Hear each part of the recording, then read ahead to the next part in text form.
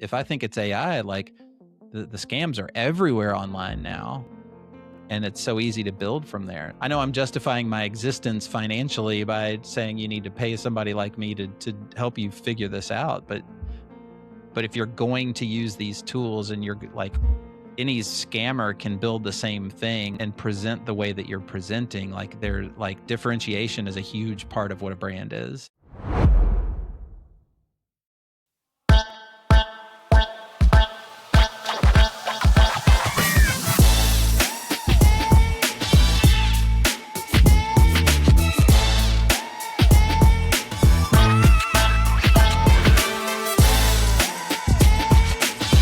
Good afternoon, Jason. Thank you very much for joining us on the Business Takeaway podcast. It's great to have you here. Do you want to give a bit of a background to who you are and what finds you here today? Sure. Yeah.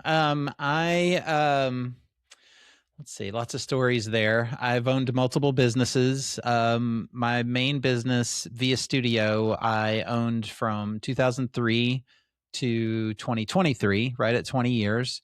In 2023, I sold my company to a company now called Tectonic, which I am now the chief marketing officer of. So in that journey, I went from agency owner to CMO. But I've also owned a couple property management businesses and a couple other fun things that maybe we'll get to, maybe we won't. And you started sort of like building your own business, and you've now moved to a position of where you sold it. And how was that journey from sort of having your own business and then selling it, and the experience of selling it? And that leads on to my next question after that about the next stage of it, right? Sure.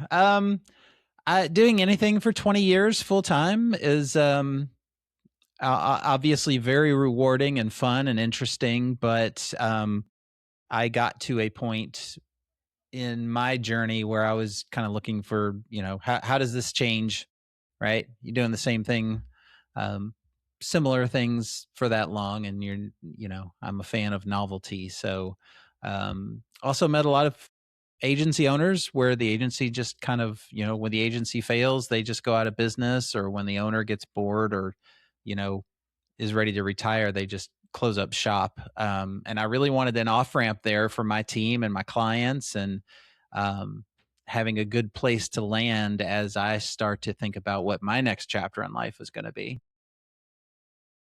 And what was the experience of selling your baby? What was that experience of sort of like the day going, right, I'm no longer the owner and I'm now an employee? Yeah. What was that like for you? Momentous, I would say. There is, when you start thinking about that, I started thinking of that probably 6 or 7 years before I actually did it. So when you get to that point, you're like, okay, like this thing that has sustained me and my family for 20 years is not mine anymore. So there's a little bit of hesitation, like, is this what we're doing? But then there is also that excitement of, you've sold your business, you've made a little bit of money. Now you get to have a little bit more choice in where the road takes you. So that part's still exciting. And was the thought, when you sort of, as you said, started to think about it 6 years previous, right? Was the thought you were going to stay in this business? Or because I would say most founders would probably exit or would have a 6-month handover to fade out, exit, whatever that would be. So was that in the plan to stay on or not? Yeah, I had, part of the purchase agreement was an earnout over 5 years, which is a little bit longer than what most people have. But, I'm young-ish and I was invested in landing in the plane. I wasn't all the way done, but I didn't want to wait till I was 60 or 70 and panic a little bit about what's going to happen. So I would have rather done it a little bit earlier, knowing that I've got a little bit of runway to figure out what's next. So, for that, I am over 3.5 years now into a 5-year earnout. So the end of 2027 will be the end of my contract with the sale and everything. And what was it like the first day going back into the office? Was it a different response from your staff, or was it the same, treating you the same way, just just change in ownership? Um, there wasn't much of a change. I mean, luckily we as a team, there wasn't a lot of change for us. Our clients stayed the same. Our culture was similar. Our email addresses changed and, a little bit of HR in the background. So from that perspective, it was a pretty soft landing, which was great. I've heard of, there's actually been a couple agencies here in town that have gotten acquired or merged with another company. And there's a lot of shakeup in terms of HR, people getting let go, people worried if they're going to lose their jobs or not.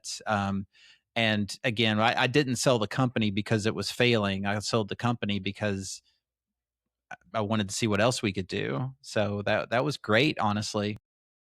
Has it given you the freedom as a person now to go to do the jobs you want to do rather than getting tied up with being the CEO, MD, paying payroll, all those HR things, all those Yeah. top of things, and it's given you that freedom?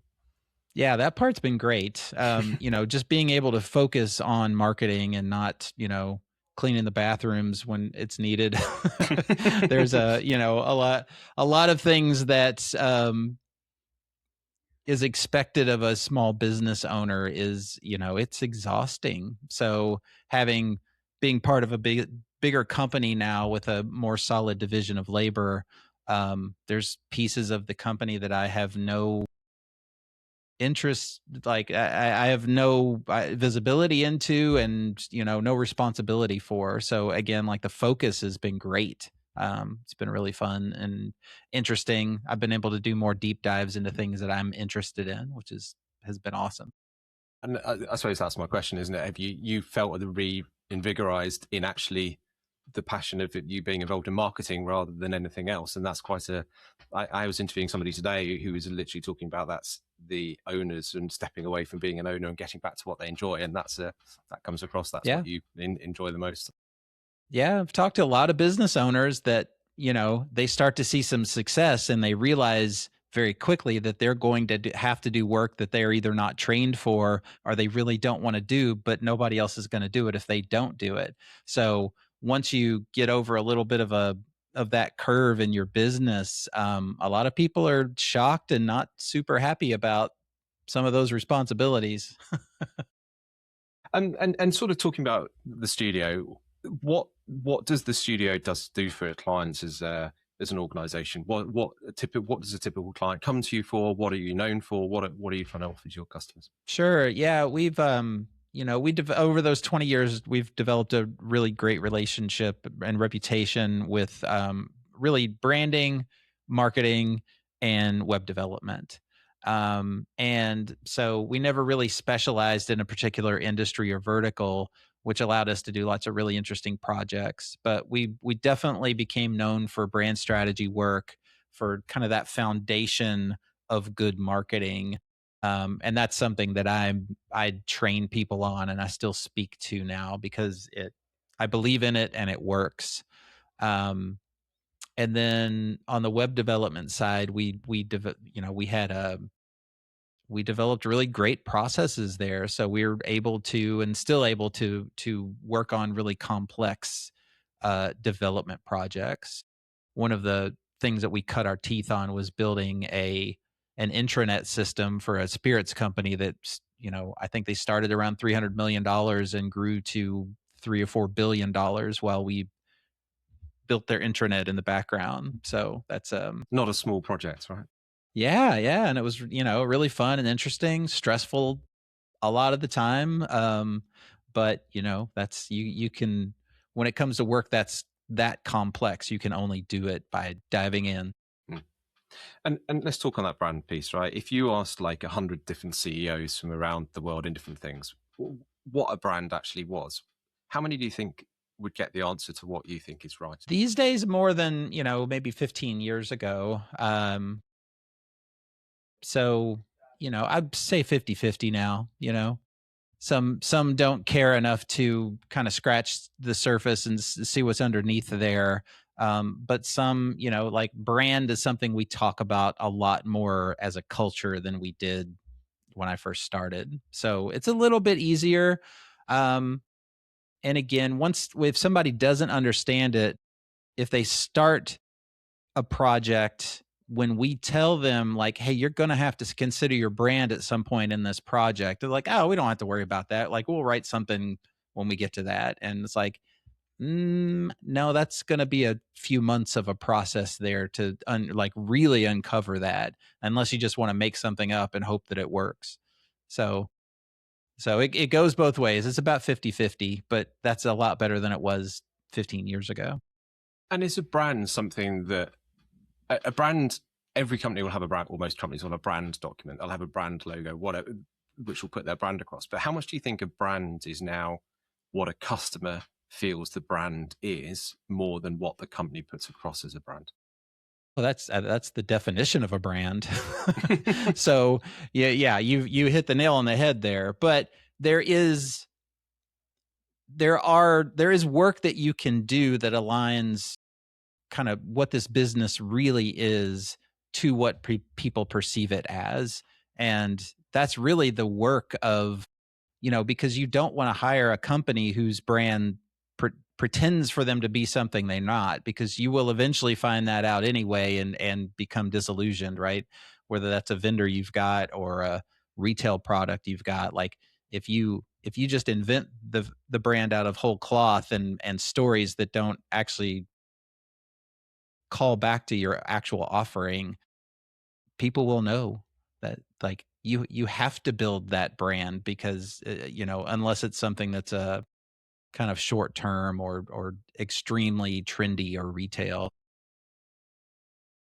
And what's for the naive question for some people would be, well, I've got a logo, that's my brand, right? And that's I'm not saying that's my view because I've got plenty of people who worked in branding and things like that. But what's the difference between that sort of the logo part and then the rest of that brand you create for somebody? The logo, well, I mean, the logo is the literal brand, right? The word brand comes from branding in your initials into a cow to prove that you own it. So I mean, that's where that word is probably outdated. We're never going to get rid of it, but that's where that comes from and why that perception exists. Um, but when you start to ask someone that's got that mindset, then you start to ask them, okay, who is your audience? Who is your audience not? How do you speak to different audiences of yours if you have multiple? That, like, when you start to uncover that and they don't have straight answers for that, that's brand strategy. That's where you can say, if you don't have these codified and documented somewhere, everybody that you hire to help market or sell your company is going to tell a different story.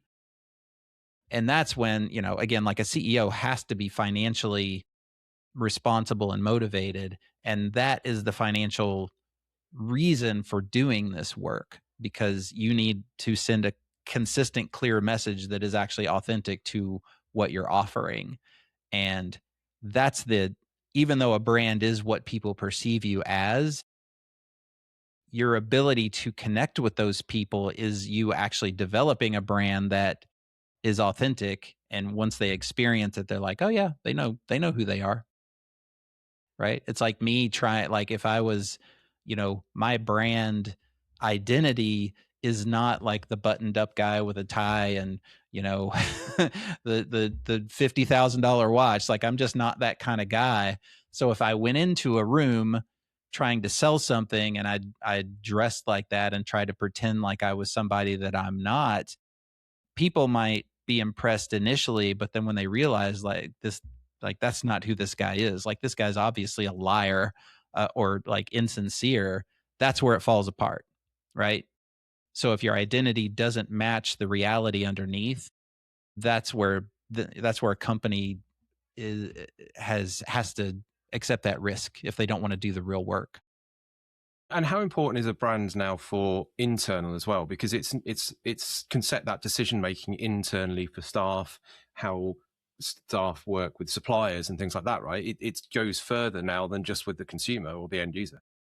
Yeah, we get hired all the time, um, with a lot of kind of B2B companies where the internal brand is at least as, if not more important than the external one. So like construction companies, contractors, um, we've got a client that's like a highly specialized paint client that does like protective coatings for things like trailers and stuff. So they win work through the RFP process, right? Like they don't, their brand might mean a little bit if somebody's going to their website to see who they are, but what they really need is qualified employees that care about the business and want to be part of something. So we will absolutely get hired where, like, you know, the brand is more important internally than it is externally.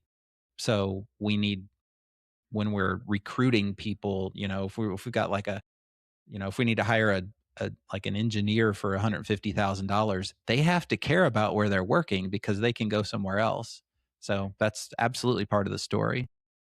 And when people come to you, you know, and ask you for a rebrand, what are you seeing they're trying to achieve? Or they ask you to do branded development. What are they trying to achieve in that?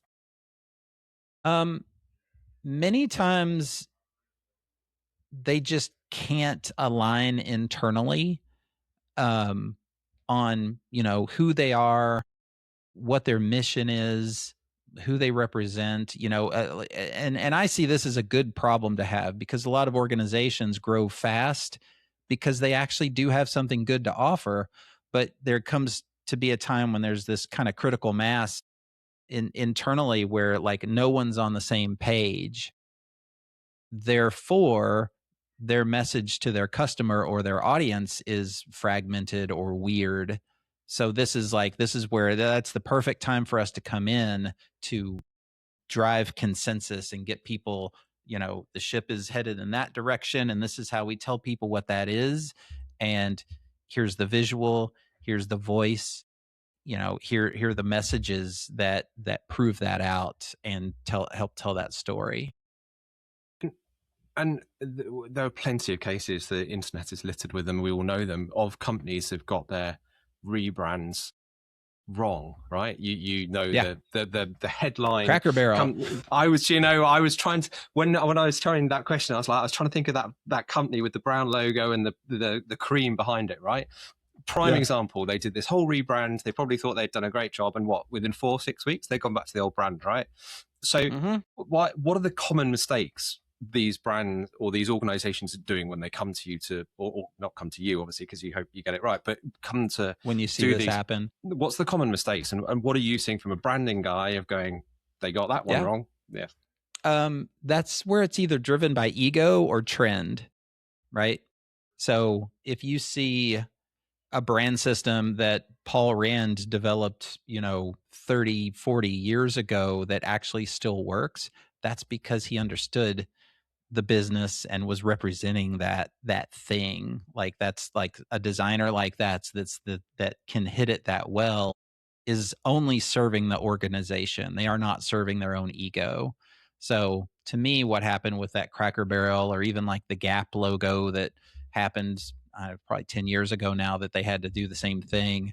You've got probably a chief marketing officer that comes in and wants to make a big impression and you know, they want to be the ones that say we rebranded this company and sales shot through the roof, but they were basing their decisions not on reality, but like, you know, their ego.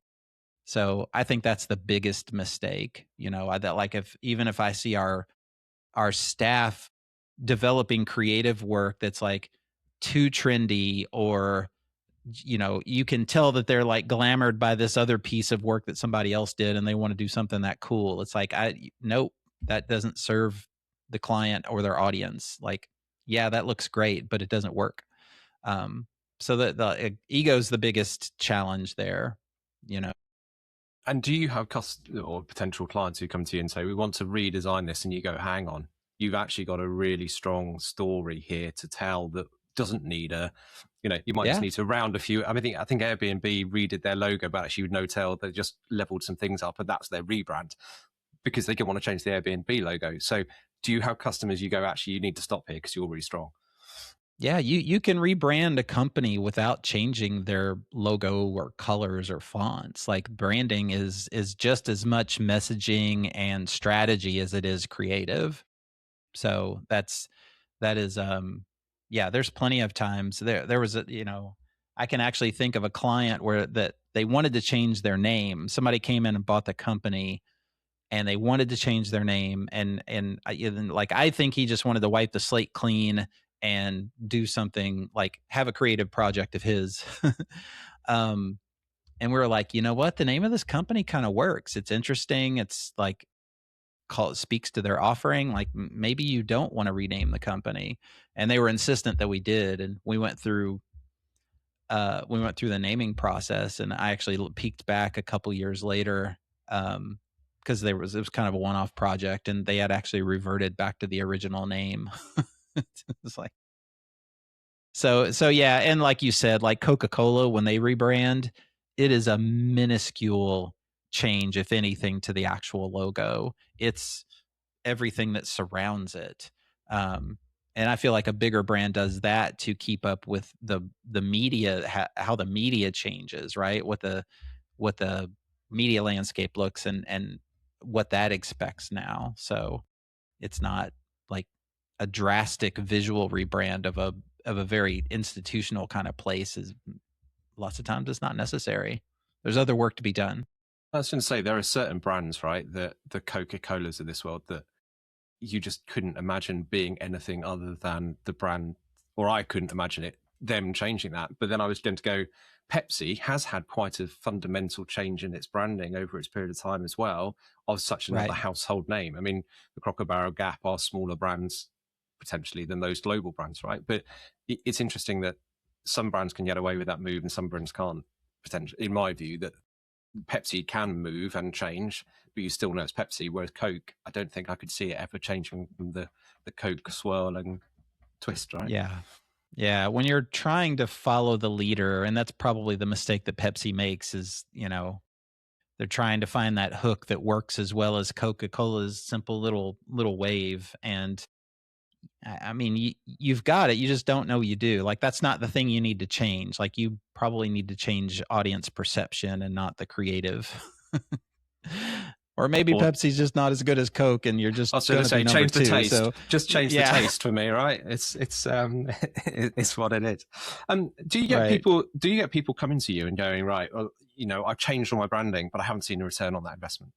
Do you know what I mean? And are people now coming to you with more expectations? And do you think the expectation in the market is a rebrand is going to suddenly give us 10%? We've talked a little bit about Crocker and Crocker Barrel and Gap. Do you think there's that expectation now that this is going to lift our sales and we can just do it by branding? We try to define that early in the process. Some people do expect it to move the needle with revenue, and other people just know that this is a mechanism in which we get people on the same page and moving in the same direction, right? Like it's a strategic move that might be more like a capital expense than an advertising expense. So there are both pieces. There's actually we worked for a number of years with a nonprofit here called the Parks Alliance of Louisville. Um, and they're a fundraising arm for like the city's parks, to help put in, to get donations and whatnot, to put in, to build new parks, and to put in, like playgrounds and that kind of thing. And that we renamed them and moved them from a more like government institutional identity to something that was super vibrant and, explosive, if you will, in like with the creative work. And that was like because we had to help them communicate their value to the city, so people would be interested in making bigger donations, or like understanding that this is a vital piece of the community fabric, and no, our taxes aren't paying for those playgrounds. Like you're gonna have to help. Yeah. I was going to say, what changed for you? You changed the logo, you changed the story, you changed from everything from what the outside would be, name and the whole process. And what was that process to go through with them? Was it stripping back to going, this is actually what you do, this is how you're perceived externally? What's the process of doing that process? Right. The revenue piece is really the most important piece. And like everybody thinks branding, lots of people think branding is about like the visual, but it can, and many, most of the time needs to harken back to revenue. Like why do you exist? And you might have the mission piece of why you exist, but like maybe the question is, how do you exist? Because if it's like, usually money is a part of that. um so you have to strip it down to that at the beginning of this process. Why do you exist and how do you exist? And not from like a, not what you tell your donors, but like, what do you tell the people who, like your accountant? um and then you can start, right? Okay, like tell me about your biggest audience or your biggest donors, or like your biggest what has the biggest profit margin?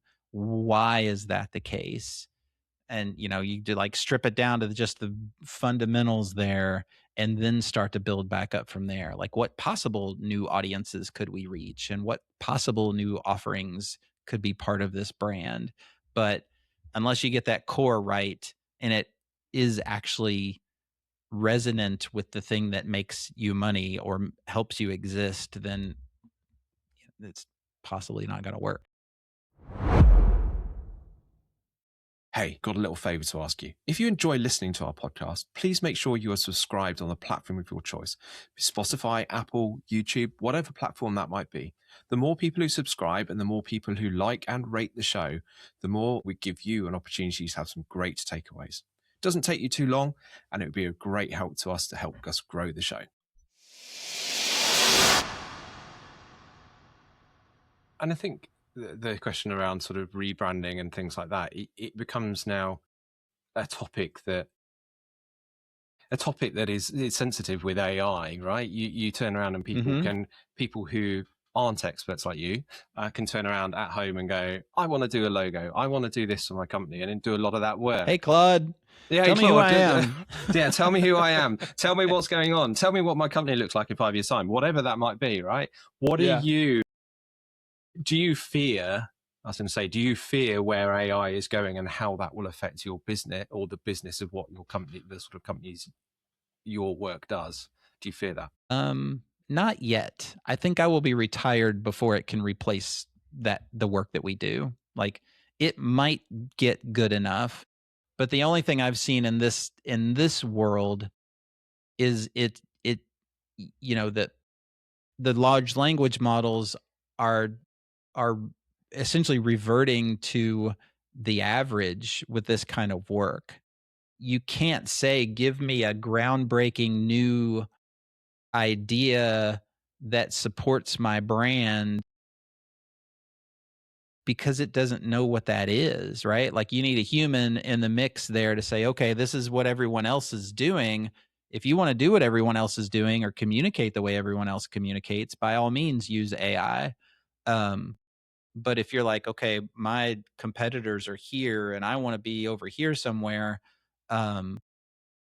that's going to take a human, and it's going to take some risk, at least at the front end, before it's proven out. And again, like these models, I use Claude daily, but I do not use it for this kind of work. And I just like, I can use it to summarize and to, aggregate information I already have to help it be structured better. But I can't like say, okay, well, I don't need a copywriter now or my creative director, because I'm just going to have Claude give me something interesting, or have, Google Gemini make a logo. It's just not going to work.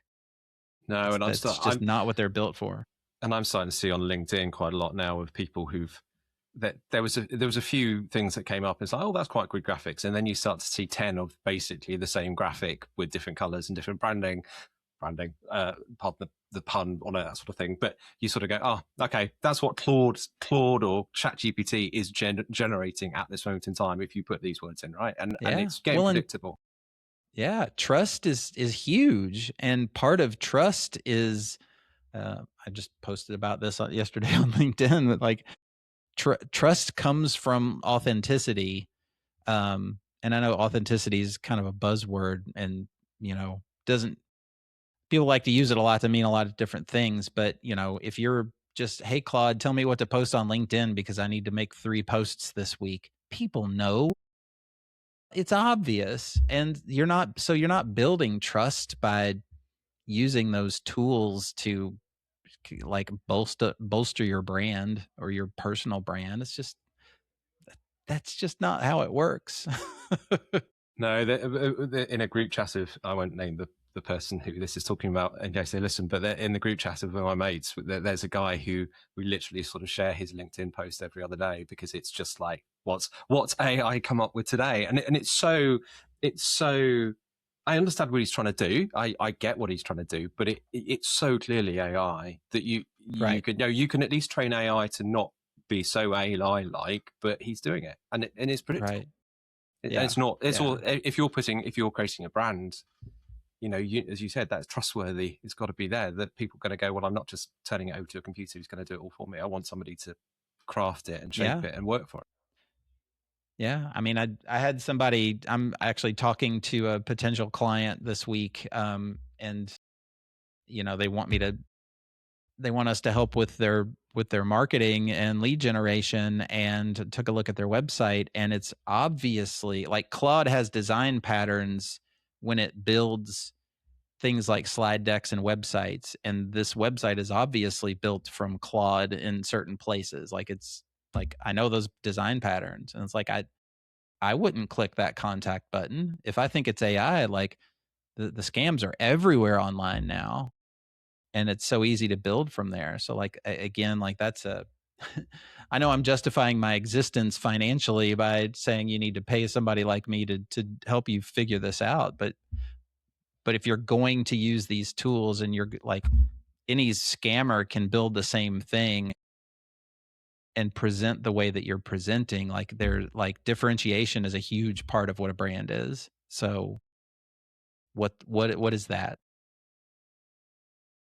Flip side, where are you seeing that AI can help I mean, you said like pulling data together. Where is that where you're seeing it could develop into for branding exercise and things like that to help you? Is because there is a tool, it's a useful tool, whether we like it or not, it's there, right, to help us. I love it for certain things. I actually, so I built I essentially replaced myself in a let me rephrase this. I helped in the sales process go from somebody that clicks our contact form, asking about a project or a potential partnership, to actually getting to the contract, to assigned MSA and SOW.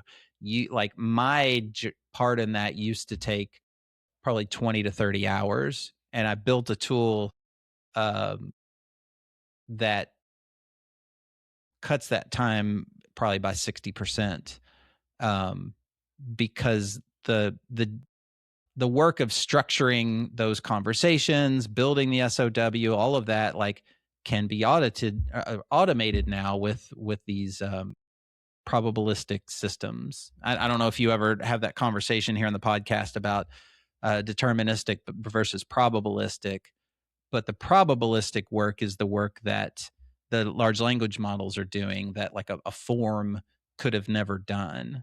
And so that is the thing that is useful. So if I give if I give you transcripts from 3 hours of conversations about your project, and I say, hey Claude, organize this based on how we write a project brief, summary, goals, like the challenge, like I've trained this model on how I write a project brief. So instead of spending 5 or 6 hours trying to parse 3 hours worth of conversations, I can have that done in 20 minutes. So that's where the use is.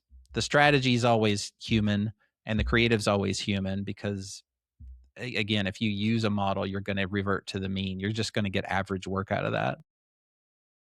And with brands now, with AI and everything that's moving in front of us, how are you having to adapt doing that branding piece? Because 15 years ago, social media wasn't the thing where you found about companies. You'd look in Yellow Pages. I think you got Yellow Pages in the States or whatever, right? That's how you'd find Mhm. out about the companies. You maybe would check the website, but that would be your knowledge or word of mouth.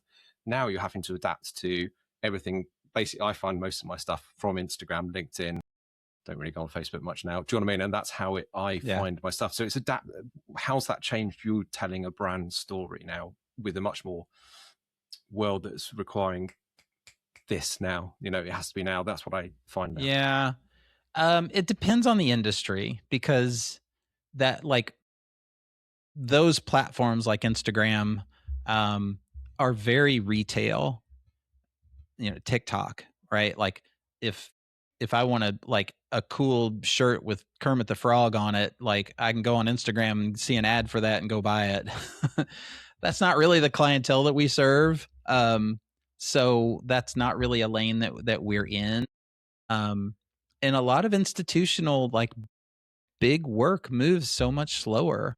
Um, and luckily, one thing that is talked about now is like being able to be surfaced in the large language models. Um, so like, if somebody's searching for the best agency in this region and I want my company to show up, we've done the work.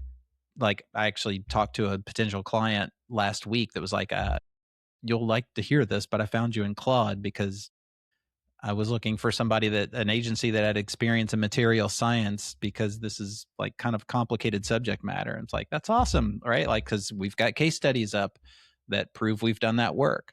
So, um, so like the fundamentals, the tactics change, but the fundamentals can't change. There's not going to be, you can game the system for a little bit. Like, and if you were around in the early days of SEO, you could see, somebody just putting like 600 keywords at the bottom of their page, white copy on white text. Like, Did sure. it on my Yeah. websites, right? So Yeah. yeah. Right. There's cheat codes for that, but they only last so long. And I've personally like that stuff bores me. So we lose work sometimes because we're like, I'm not interested in chasing the latest trend. Like if you want to start from a foundational perspective and you've got the success and the leadership to like plan the work and work the plan, I'm your guy. But if you like, oh my God, I just got an email that said all my competitors are defeating me in AI visibility. I need that. It's like, I don't know if you do or not. So until I have proof that you do, here's an anecdote from that. Like I just I went back and parsed in HubSpot all the business that we've got over the last 5 years. Um, because I wanted to see how much we got from search engine optimization versus RFPs versus whatnot. Almost 75% of our new client leads come from personal referral and referral from our clients, right? So if you want to do good, like if we want to do good marketing, that comes from our personal network. That's how that grows the most. The rest of our marketing and advertising is just trying to like catch that last sliver. So, there's just so much flashy stuff out there to try to glamour you into thinking you need to spend money on this new fancy thing. Maybe you don't. It just depends on what you're selling. And 75% is a really good. If you can get that from referrals, that says you're doing the right job, right? So that's a Yeah. really, really good place to be. Right. And our business is up 32% from last year, where, I know a lot of other agencies that are struggling right now and like worried about their future. So, I don't say that to brag, but I do like it is important that focusing on the right thing and the fundamentals will always be important and not just trying to like AI is just this big, it's like the hare in the greyhound race that all the dogs are trying to chase after right now. It's like, yeah, we're all using it. Yeah, we're getting hired to do projects with it. But like, if that's all you're doing or you're relying on that to replace actual good work or like foundational work, then you're doing it wrong. I suppose this might not be your client base after what you just said, right? But you've also got to, if somebody comes to you to do all this branding work, they're going to want that brand to stay current for 5 years, 10 years, whatever that At time scale least. be. Yeah, precisely. So how are you trying to future proof that work as much as you can? And as I said, it might not be your client so much specifically, but how are you trying to future proof that work with where things might go when you don't know? Because that's also a hard thing to work around, right?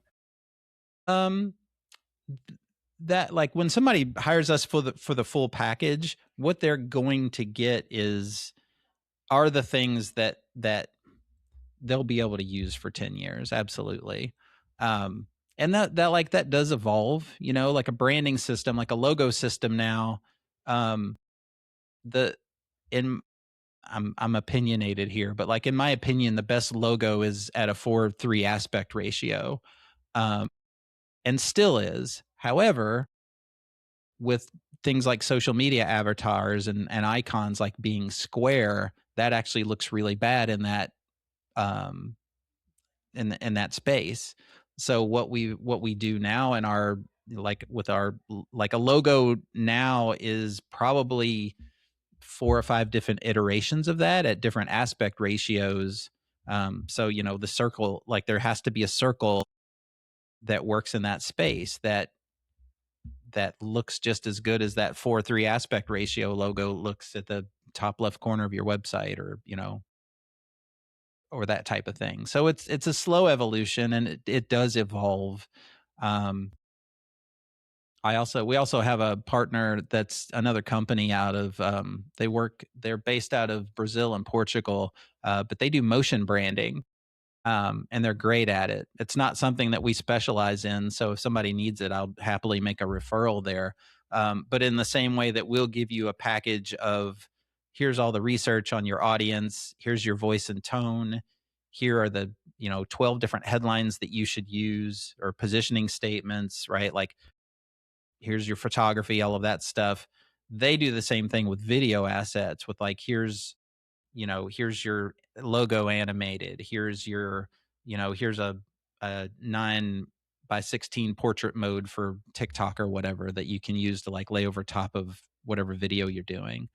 um so there are companies that specialize in that kind of stuff that we like to partner with, if like you say, like if a specific medium is important to them. You were saying the best perfect size for is 4:3, right? And I'm sitting there looking at my logo in front of me now, which isn't four by You did three. it. Well, it's the logo's there. I quite like the logo, but it causes me problems when I try and put it into an Instagram because it has to go smaller and there's not. I can't Right. shorten.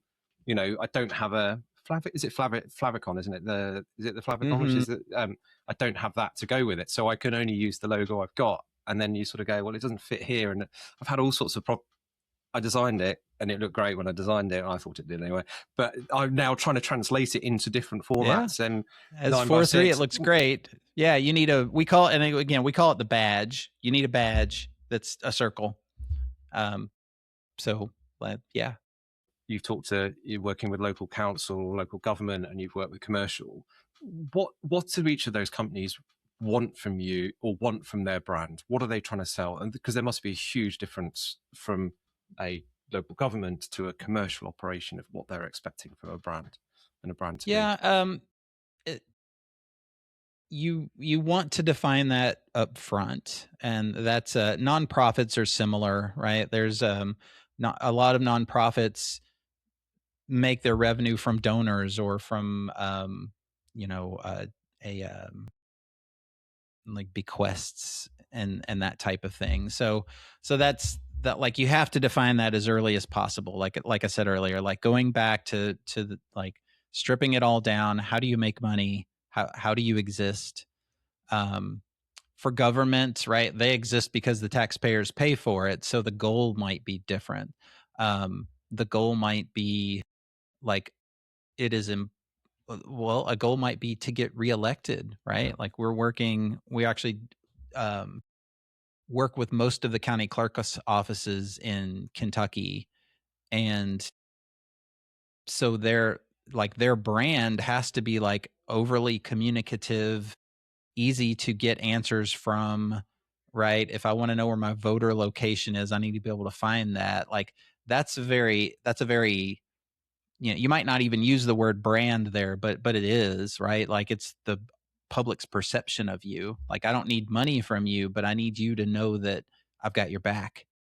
And the way I have your back is when you go to my website, you can find anything you need, or if you pick up that phone, you're going to get an answer that you're looking for. So that's, you have to define that up front because those goals are differently. And if you approach a government client the same way you approach a retail client, you're not going to do great work for them. Because their story is different, because they're trying to achieve and reach different people. Yeah, their goal's different. And it's, again, like it's not financial at all in that case. It's perception, it's usability, it's customer service. And when it comes to those brands, what do they, the trust, that trust piece must be strong as well, right? On the Right. government piece, that you've got to, you can't do anything wacky because that will put the wrong image of the governor or the person across. It's got to be straight down the line, where you might be able to be more advantageous with a adventurous, or not advantageous, with a corporate customer or something like that, right? That's telling that story. Yeah, yeah. And it is interesting when you work with campaigns too. So like the previous mayor of our city, we managed some of his marketing and his website for, he was two or three term mayor. And so what he was able to do on the campaign side, he absolutely couldn't do on the government side. So there was kind of a clear boundary there between uh, what was expected of us when we did work for the city versus work for his campaign.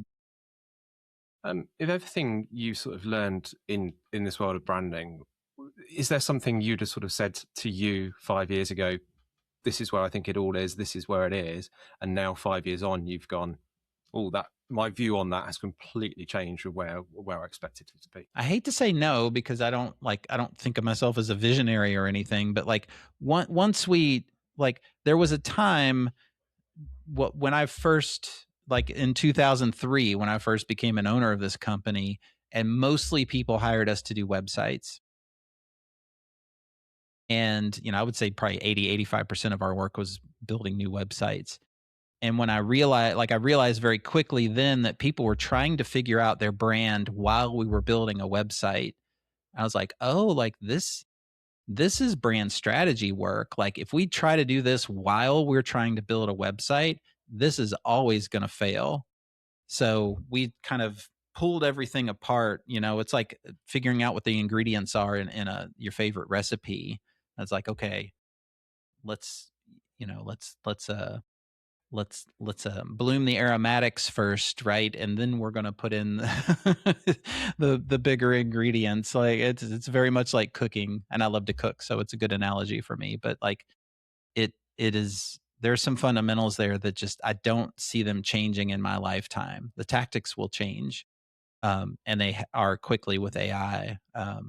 But again, like you've seen it, we've talked about it. You see the people who are just using Claude or Chat GPT for their content, and you can tell the way it's written, the cadence of it, like it's boring.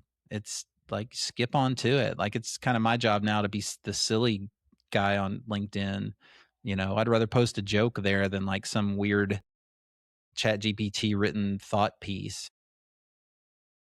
And do you think, just going back to that piece you said about sort of when you were doing the websites, was that because you sort of thought that this was the first time that the companies had a really truly public facing image, rather than just we go back to Yellow Pages or whatever it is, that was their logo and that was it, because they never had to think about it? Right. Right. Well, it was smaller clients. We've grown a lot since 2003. So they weren't as sophisticated with their branding and marketing efforts. Um, and it was, just a number of projects that failed early on that was like, okay, we're trying to figure out your positioning while we're trying to figure out how to build this website and like what the navigation should be. And it was like, again, like there's just so many projects that just like ran flew into the mountain because you can't do that work. If I see that in my sales when I've got my sales hat on, I will be very specific. Like, we can either build this website and you're going to have to give me that brand strategy and, that work, or we're going to pause that website project and we're going to do this work for you before we start. Because if we try to do it at the same time, it will fail. And I don't want to do that project. And that's the piece of having more experience and, a few failures under your belt is like, I'm not going to say yes to this project. I don't care how much money it is, because a bad client, back to the referrals, if we win 75% of our work because of personal and client referrals and we do a crap job on this, like, they're not going to refer us to another friend of theirs, right? So it is detrimental to take on those projects no matter how much money they are. You might well say to this question that we've already sort of covered it, but if there was somebody listening to this about, who owned their own business and were thinking about a rebrand, where is that first place they should start thinking about it before they come to you or come to get things in place? The bottom line, like, how do we actually make money? Why did we get to where we are? Why do we have employees? Why are we successful? Think about that first and be very clear, like, when you're going to rebrand that, like, you're either taking advantage of that or you're trying to move perception of that because, maybe your audience or maybe your industry's evolving or something. But yeah, I would always start with the bottom line. And finally, the podcast is called the Business Takeaway Podcast. You've run your own business, you've sold your business, you are back in that business working in a different role. Is there a sort of golden rule you have, a golden lesson you live by, something you would sort of look back on your career and go, that's my one big sort of takeaway that I have in life? Relationships, value them. Don't be a liar. Don't disappear when a difficult conversation comes around. Keep your word. Like, we just went to it's graduation party season for the seniors. My son just graduated high school, and we went to a graduation party of a lady and her husband that were our clients 15 years ago, and we've, like, it's been so awesome to reconnect with them, and we barely talk about work anymore. But it's like, if I hadn't done the right work for that person, like, if they would have fired us because we just took their money and didn't do the right thing, like, we'd never be here. We would never have a good personal and professional relationship. Like, it's yeah, it's if you can't keep your word, you probably shouldn't be in business. You should probably be somebody's employee. People buy from people, right? That's the Yeah. fundamental bottom line. Yeah, liars always out themselves. Yeah, get found out in the end. Jason, thank you so much for that. As I said at the start, before we start recording, we always finish with some rapid fire questions, and we will go through this now. Let's go. So, are you an Apple or Android user? Android. I thought I always try and think in my head when I'm interviewing somebody, they're going to be Apple or Android. I had you down as Apple. I don't know. I want more control over my world, and I gave up on Apple a long time ago when they stopped letting people control. Fine. We talked about it all, pretty much all the call. Social media platform of your choice. Reddit. Okay. Are you a beach city break person? A lot of people are saying mountains, so you can have mountains as well. Mountains. Yeah. First class or save them? Would you travel first class or save the money? The company's paying, it's first class, and if I'm paying myself, it's a comfort plus. Maybe an upgrade if I've got status. And if your wife's asking, or your partner's asking, there it's definitely exactly. First class. Yeah. I am too old to sit in the back in a crappy chair. Like, I get sore, so I'm middle class. Don't blame me. When you're traveling, what's the one thing you could never leave without? Doctor would say my blood pressure medicine.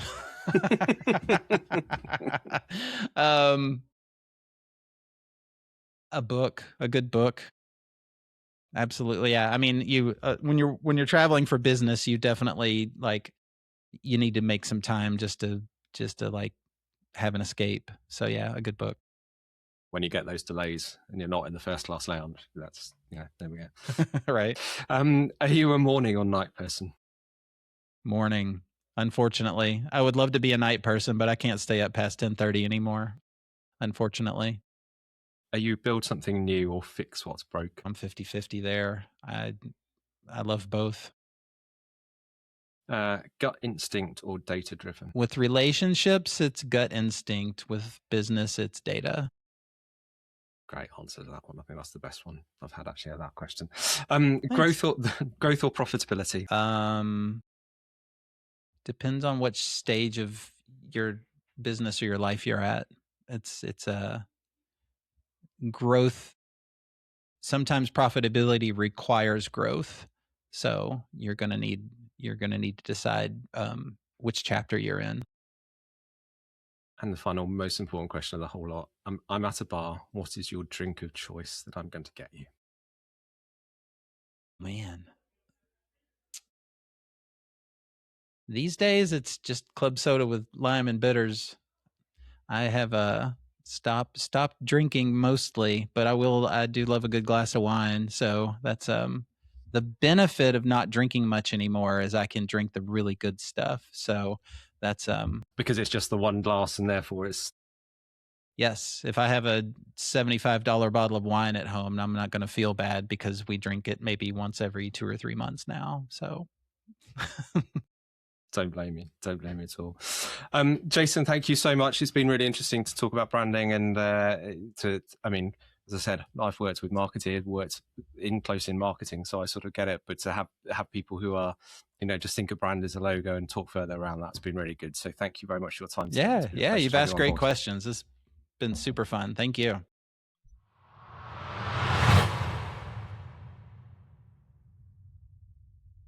Massive thank you to Jason for joining us on the Business Takeaway podcast today. I'm a massive brand marketing, tell that story person. It's really it's something I'm really fascinated in and something that really excites me. So to hear his take on how brands work and how that brand story works was really interesting. And I hope you enjoyed this as a show. If this is the first time you've listened to us and heard us, thank you very much for joining us. And we ask you that actually you could give us a little like, follow, subscribe, whatever that platform is, to make sure you don't miss any of our future episodes. And if indeed you have enjoyed it, please do share this episode with your friends and let them know. And hopefully they will enjoy it as well. But it just leaves me to say thank you very much for joining us on the show today. And we look forward to seeing you on the next episode of the Business Takeaway podcast.